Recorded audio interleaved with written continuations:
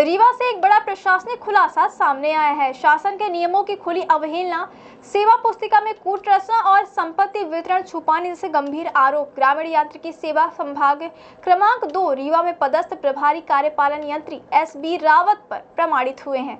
जांच में यह बात सामने आई कि एसबी रावत, जो वास्तव में रीवा जिले के बोदाबाग और सिरमौर के डोल ग्राम के निवासी हैं, उन्होंने गलत जानकारी देकर खुद को मैहर जिले का निवासी बताया और इसी आधार पर रीवा संभाग में जिला स्तरीय पद पर पदस्थापना प्राप्त कर ली। जबकि नियम स्पष्ट है कि किसी अधिकारी की पदस्थापना उसके पैतृक जिले में नहीं की जा सकती।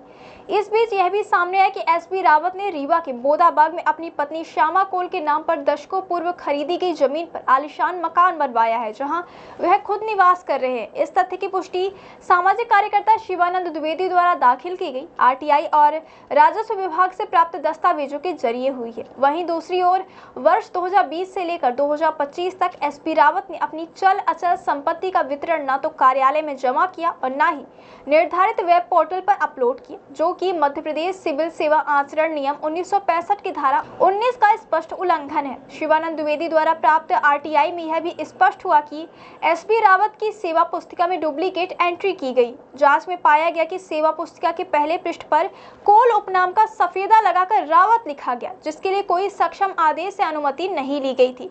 डुप्लीकेट सेवा पुस्तिका किस आधार पर तैयार की गई, इसका कोई वैध आदेश भी रिकॉर्ड में नहीं है। यही नहीं, उनकी सेवा पुस्तिका में वर्ष 2017 से वर्ष 2020 के बीच अनूपपुर संभाग में रहते हुए वेतन निर्धारण, सेवा सत्यापन और वार्षिक वेतन वृद्धि जैसी समस्त प्रविष्टियां स्वयं उनके हस्ताक्षर से की गई, जो कि नियमों के पूरी तरह विरुद्ध है। यही प्रक्रिया उन्होंने रीवा पदस्थापना के दौरान भी दोहराई। इस पूरे मामले में अधीक्षण यंत्री ग्रामीण यांत्रिकी सेवा रीवा मंडल श्री अतुल चतुर्वेदी द्वारा 2 अलग-अलग शिकायतों की जांच की गई और दोनों में आरोप प्रमाणित पाए गए।